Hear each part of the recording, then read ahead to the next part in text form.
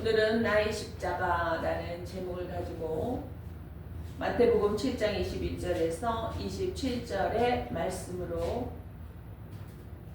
은혜를 나눠보고자 합니다. 예수님께서 주여 주여 한다고 다 천국에 들어가는 것이 아니고 다만 하늘에 계신 아버지의 뜻대로 행하는 자라야 천국에 들어갈 수 있다. 이 말씀을 하십니다. 하나님의 뜻대로 행하는 자. 자, 공의적인 하나님의 뜻이 있고 개인적인 하나님의 뜻이 있을 수 있겠습니다. 이 세상에 예수님이 오신 지 2000년이 넘었습니다. 일단 교회라고 하는 건물이 있고 또는 교회 간판들이 눈에 보이기도 하고 많은 사람들이 예수 믿으라고 전도도 합니다. 그렇다고 해서 예수가 누군지 듣고 아는 자들이 모두 예수를 믿고 구원을 얻지는 못합니다. 왜일까요? 들었으나 믿지 않기 때문입니다. 그렇다면 우리들에게 믿음이란 무엇인가 라는 전제가 있어야 되겠습니다. 믿음은 무엇일까? 요한 1서 2장 6절에 보면 그의 안에서 산다고 하는 자는 그가 행하시는 대로 자기도 행할지니라. 믿음 안에서 내가 삽니다 라고 내가 믿음이 있습니다. 내가 예수를 믿습니다 하면서 살아가고자 하는 자는 그가 행하시는 대로 주님께서 행하신 그 모범대로 자기도 그렇게 살아야 될 거다라는 겁니다. 그래서 예수님의 십자가는 나를 보내신 이의 뜻은 내게 주신 자 중에 하나도 잃어버리지 않고 마지막 날에 다시 살리는 것이다 라고 말씀하십니다. 이것이 예수님의 십자가입니다. 그렇다면 이 세상을 살아가는 나의 십자가는 무엇일까? 예수님께서 말씀하시죠. 마태복음 10장에 보면 또 자기 십자가를 지고 나를 쫓지 않는 자도 내게 합당치 아니하니라. 모두에게는 자기의 십자가가 있습니다. 그 십자가를 짊어지지 아니하는 자는 합당치 아니하다. 합당치 아니하다가 뭐예요? 그 아버지의 뜻대로 행하는 것이 아니다라는 겁니다. 우리의 십자가는 모두가 다 달라요. 각자 자기 몫이 있습니다. 간증을 들어보면 정말 사연도 많고 눈물 없이 들을 수 없는 아픔도 많고 또한 그 속에서 기적적으로 구원하시는 기묘막측한 놀라운 하나님의 역사심도 많습니다. 그런데 예수님의 십자가는 온 인류를 구원하는 십자가입니다. 어마어마한 십자가를 지고 가시는 주님을 보고 감사와 은혜가 넘치는 이들이 자기의 십자가를 지고 주님을 따르기 시작했습니다.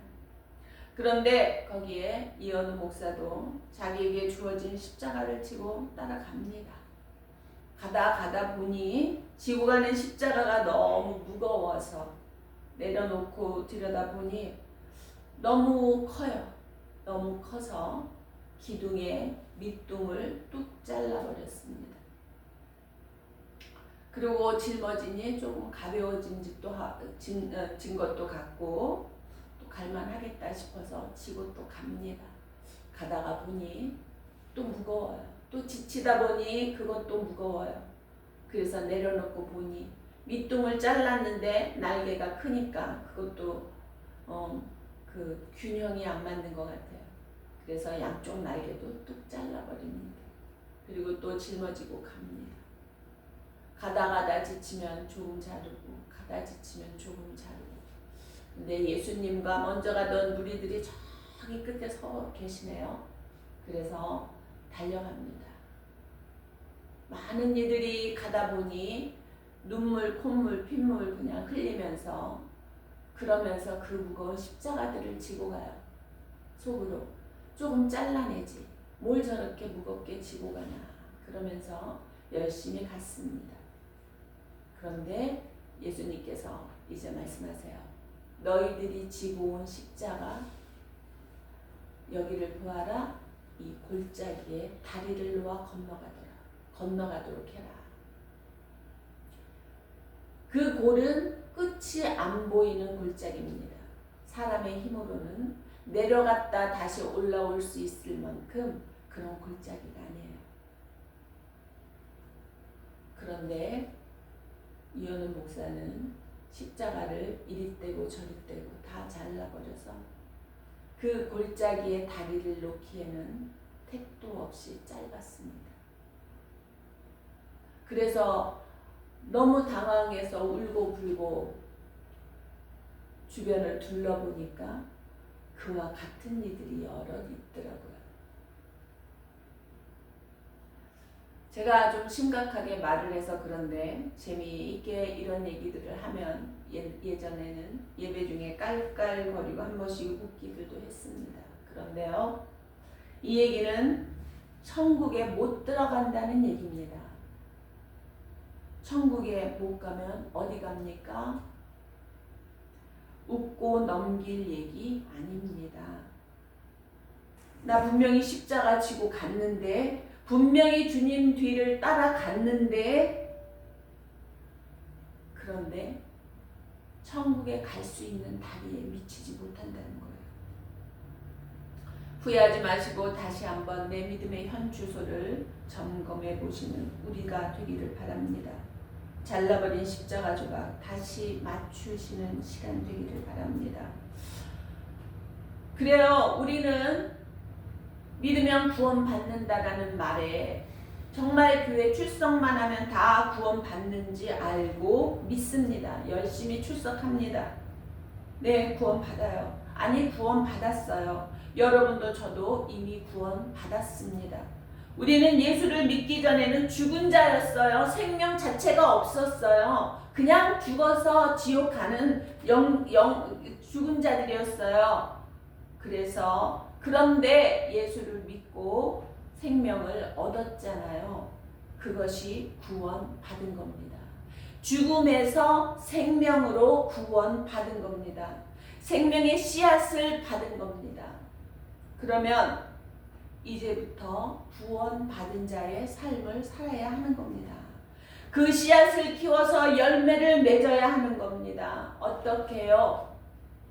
자기 십자가를 지고 가는 겁니다. 내 십자가가 뭔데요? 공의적인 십자가. 그것은 하나님을 사랑하되 마음을 다해 정성을 다해 목숨을 다해 사랑하라는 거예요. 그리고 이웃을 사랑하되 내 몸과 같이 내가 나를 사랑하듯이 추우면 따뜻한 거 입고 배고프면 맛있는 거 먹고 조금 예쁘게 치장도 하고 어려운 자들을 그렇게 돌아볼 수 있는 내 자신과 같이 돌아보듯이 그거는 모든 믿는 자가 행해야만 하는 공의적인 거예요. 그러면 내게 주신 십자가라는 몫은 또 있습니다. 그것은 각자가 알아서 가야 되는 길입니다. 우리가 처음 예수를 믿고 성령 체험하고 나면 세상의 만물이 다 달라 보여요. 그런 경험 다 하게 됩니다. 마음이 너무 기쁘고 만물이 너무 사랑스럽고 그 감동은 말로 표현할 길이 없습니다. 그런데 그 감동을 가지고 계속 살아가나요? 그 감동이 계속 가나요? 물론 그 믿음을 계속해서 유지하며 열매를 맺고 또 그 열매로 더 많은 씨를 뿌리며 더 많은 생명 사역을 다하는 그런 믿음의 사람들도 있습니다. 그러나 대부분 우여곡절을 겪고 시련 고난을 당하고 결국 그 생명의 씨앗을 새에게 사탄에게 뺏기고 가시덤불에 가려 자라지 못하고 생명의 씨앗을 받았을 때 그 기쁨도 잠깐 돌짝밭이 되어서 그 씨를 말라 타버리게 합니다. 그 생명을 다 놓쳐버리고 바람인형처럼 세상 풍파에 춤추며 그런 인생을 살아가는 생명을 받은 자들, 구원받은 자들도 있다는 겁니다. 그래서 계시록에 말씀하시잖아요. 처음 사랑을 회복하라. 너희들이 처음 사랑했을 때 그 마음을 좀 회복해라. 그 기쁨을 회복해라. 그때 만난 주님을 좀 생각해봐라. 그렇게 말씀하시잖아요. 그 처음 사랑을 버리면, 그 회복이 안 되면 우리의 끝은 어떻게 될지 모르는 거예요. 그러므로 회복하여야 합니다. 회복하시기 바랍니다. 그런데요, 꼭 거기서 돌발적인 질문을 하는 사람이 있어요. 꼭 인생이 그렇게 살아야 하나요? 요한일서 2장 3절에 보면 우리가 그의 계명을 지키면 이로써 우리가 그를 아는 줄로 알 것이요. 누가 알아요? 누가 알아준다고요? 주님만 나를 아는 것이 아니라 세상도 나를 하나님의 자녀라고 안다고요. 그렇게 이 세상에서는 지킬 수 없다라고 하고 흔들어버리는 그 하나님의 뜻을 이루어 살아가면 예수님이 잘했다 칭찬하실 뿐만 아니라 하나님도 너는 내 자녀다 칭찬하실 뿐만 아니라 세상도 저는 하나님의 사람이다, 크리스찬이다 라고 인정을 한다라는 겁니다. 그러므로 믿음이 있는 척 주여 주여 하는 자는 천국에 들어가지 못한다는 거예요. 척하는 거는 진실이 아니에요. 진리가 아니에요. 그래서 천국에 들어가지 못한다라는 겁니다.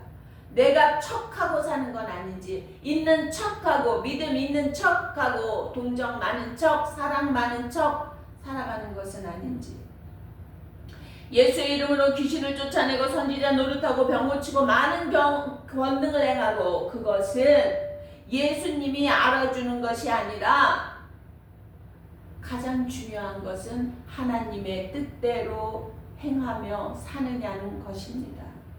은사가 중요한 것이 아니고 이적을 행하는 것이 중요한 것이 아니고 천국을 가는 티켓이 아니란 말입니다. 무당도 마귀도 이적 행하고 병 고치는 능력들 있어요.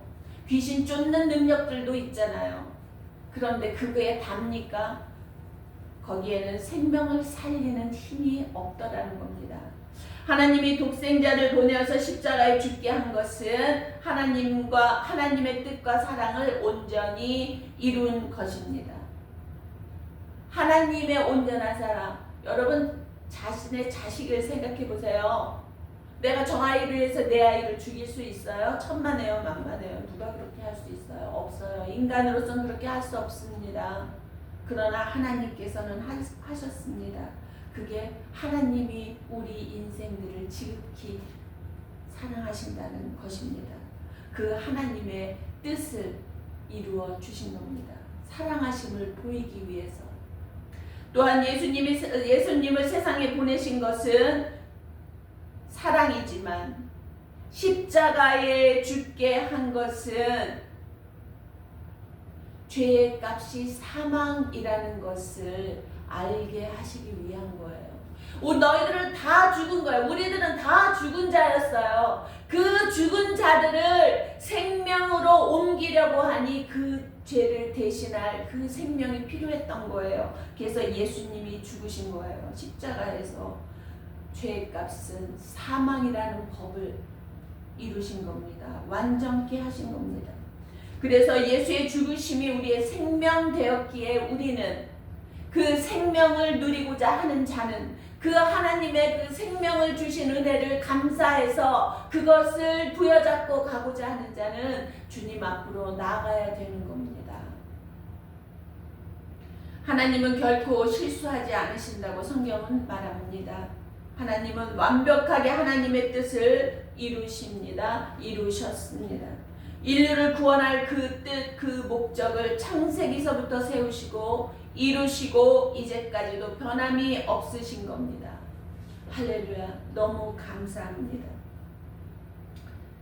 본문으로 돌아가서 7장 24절부터 보겠습니다. 그러므로 누구든지 나의 이 말을 듣고 행하는 자는, 그러므로 저는 이렇게 무시무시한 말씀을 하시다가 그러므로 하고 접속사가 나오면 참 기뻐요.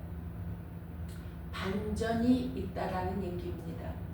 오직 하나님의 말씀대로 산다 하는 사람 손 들어보세요. 아무도 없을 겁니다.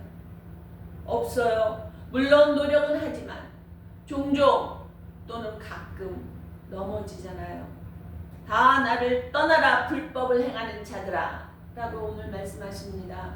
불법을 행하는 것, 하나님의 법대로 행하지 않는 것이 불법입니다. 이게 선인지 악인지 알지 못하는 때도 있어요. 그러나 그때조차 하나님께서 내게 원하시는 방향이 있더라는 거죠. 그 방향을 행치 아니하고 나의 유익을 좀 더 취했더라면 그것 또한 불법이라는 겁니다. 하나님의 선하신 그 뜻대로 행하지 않는 것, 그게 불법인 겁니다. 그 불법을 행하는 자들아 다 떠나가라 라고 말씀하시고 우리 다 죽은 겁니다. 우린 다 불법을 행하고 살잖아요. 죽는다는 거예요. 그런데 이 접속사 그러므로 누구든지 이 말을 듣고 행하는 자는 기회가 다시 생긴 겁니다. 이제 주님의 말씀을 들었어요. 다시 우리를 살리실 그 생명의 말씀을 또 주셨어요. 그러면 이제는 그 말을 듣고 행하는 자가 되어 살아가라고 하시는 말씀입니다. 마태복음 13장의 23절 보면 말씀을 듣고 깨닫는 자는 좋은 땅에 뿌린 씨와 같아서 결실을 100배, 60배, 30배 맺는다라고 하였습니다. 이것이 반석 위에 지은 자입니다. 모래 위에 집을 지은 자는 말씀을 깨닫지 못해서 열매를 맺히지 못하는 자입니다. 이것은 길가와 돌짝밭과 같은 것입니다. 길가와 돌짝밭에는 사단이 와서 다 그 생명을 뺏어가고 돌짝밭은 물이 말라 다 죽어버리는 거예요. 그 영혼을 소생시킬 수 없게 하는 겁니다. 이들 가운데는 처음부터 마귀가 빼앗겨버리는 자들도 있다라는 거죠. 길가처럼. 환난이나 핍박, 세상 염려, 재리, 유혹에 넘어가서 실패한 자들도 사실 있을 수 있습니다. 그래서 예수님이 뭐라고 하세요? 가라지를 다 뽑아버릴까요? 하인들이 얘기하니까 알곡들을 상하게 할까 염려하니 끝날에 추순날에 보자. 그때까지 지켜보라고 말씀하십니다. 그렇게 다 타버리고 썩어버리고 없어져 버리는 존재 같지도 않은 존재들조차도 하나님께서는 가라지로 취급해야 뽑아버릴까봐 기다리셔서 추수하는 그날까지도 지켜보시겠다라는 거예요. 그때까지도 내가 내 생명을 너희에게 불어넣어 주었는데 가라지처럼 그렇게 뽑혀버릴까 염려하여서 그때까지라도 지켜보겠다라는 하나님의 사랑이신 겁니다. 비가 내리고 창수가 나고 바람이 불어라는 말씀이 있어요. 이럴 때 모래 위에 집을 지은 자들은 무너진다라고 하는 거예요. 이건 뭐예요? 믿는 사람, 믿음이 있다, 교회 다닌다 하는 사람들이 세상에 당하는 여러 가지 환난과 핍박과 풍파를 말하는 겁니다. 예수를 믿으면 세상이 나를 싫어한다라고 성경이 말씀합니다. 왜요? 세상은 사탄의 영역이기 때문입니다. 하나님의 자녀가 이 어두운 세상에서 빛을 바라니 너무 싫은 겁니다. 그러니 빛을 내지 못하게 방해를 하는 것, 그것이 바로 환난입니다. 흔들어버리는 거예요. 어지럽게 만들어버리는 거예요. 그러나 확실히 깨달은 진리는 어떤 환난이 와도 흔들리지도 뽑히지도 않습니다. 그 자리를 굳건히 믿음으로 나아가는 것, 그것이 진리를 수호하는 마음의 자세인 겁니다. 그러나 심령 속 깊이 깨닫지 못한 사람은 환난이 올 때 타협을 붙잡습니다. 지금 내가 이렇게 상황이 어려우니 지금은 일단 접어두고 믿음을 접어두고, 그런데 접어둔 믿음이 유지되느냐고요? 사단이 가만두냐고요? 입 벌리고 삼킬 자를 찾으며 울며 울부짖으며 그러고 다니고 있는데 그 접어둔 믿음이 유지되겠느냐고요? 그래서 진리를 놓아버리게 됩니다. 그것이 곧 집이 무너지는 겁니다. 베드로가 주는 그리스도시요 살아계신 하나님의 아들이십니다 라고 믿음의 고백을 했을 때 주님께서 말씀하십니다. 너는 이제 베드로라. 이 반석 위에 내가 교회를 세우리라. 이렇게 말씀하셨어요. 그 반석은 믿음의 반석을 말씀하신 겁니다. 믿음으로써 그 고백을 할 수 있었다라는 겁니다. 그 믿음을 반석 위에 내가 이제는 교회를 세울게 라고 믿음이 있는 자들에게 교회를 세워주신다라는 겁니다. 그러므로 누구든지 나의 이 말을 듣고 행하는 자는 바로 행하는 것이 믿음입니다. 확실한 깨달음에는 반드시 행함이 있습니다. 주께로 가까이 나아가는 것, 십자가 짐 같은 고생이나 오늘 드린 찬송에서 가사에서와 같습니다. 그러나 그 고생은 장차올 영광과 좋게 비교할 수 없다라고 말씀하십니다. 뿐만 아니라 성령을 받고 믿음에 승리하는 자는 주님보다도 더 큰 일을 하리라고 예수님께서 말씀하십니다. 글쎄요, 주님보다 더 큰 일을 얼마나 할 수 있을까요? 많은 세상에서 큰 영향력을 미치는 주의 종들 있습니다.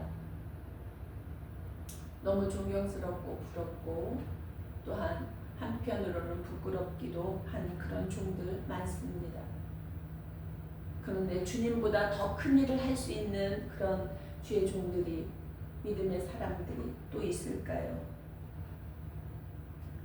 그러나 주님보다 더 큰 일을 못해도 이 한 주간도 내 십자가를, 각자의 십자가를 완성해 가기를 원합니다. 그래서 이 한 주간도 믿음의 승리를 하는 저와 여러분 되시기를 주님의 이름으로 축복합니다. 기도하시겠습니다. 아버지 하나님, 저희들의 지고 가야 할 십자가, 주님을 생각하면은 너무 감사하고 감사한데 십자가를 지고 가는 이 길 또한 힘겨워서 눈물을 흘릴 때가 많이 있습니다. 그러나 이것은 장차올 그 영광과 좋게 비교할 수 없는 십자가이기에 기꺼이 지고 가기를 원합니다. 힘 주시고 성령 충만함 주시고 세상에서 빛의 역할을 온전히 감당할 수 있도록, 그래서 세상이 아는 하나님의 자녀됨을 나타내고 주의 종됨을 나타낼 수 있는 저희들의 삶이 되게 하여 주시옵소서. 감사를 드리고 예수 그리스도의 이름으로 기도하옵나이다. 아멘.